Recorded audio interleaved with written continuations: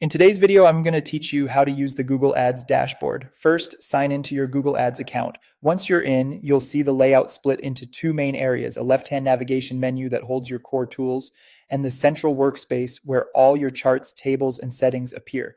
Think of the left menu as your map, and the workspace is the place where you do the actual work.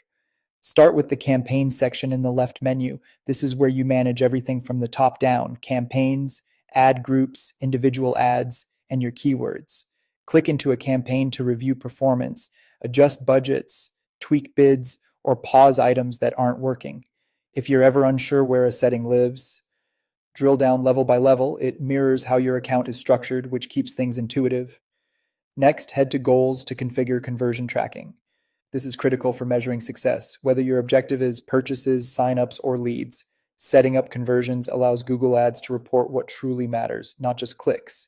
Once conversions are in place, you'll see metrics like conversion rate and cost per conversion populate across your reports, making optimization far more precise.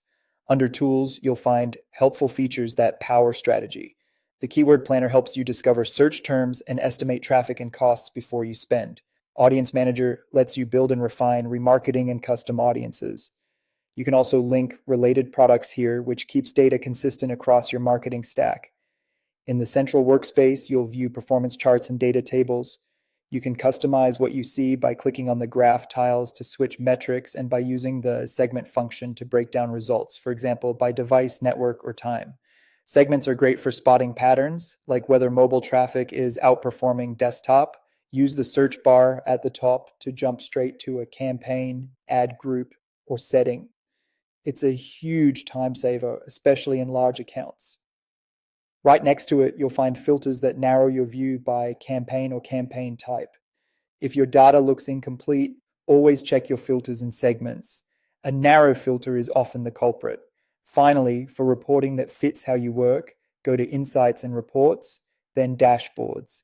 Here, you can build custom dashboards by adding cards, scorecards for top KPIs, saved reports for deeper analysis, and notes to capture context. Arrange these to spotlight the exact metrics you care about all in one place. That's the tour.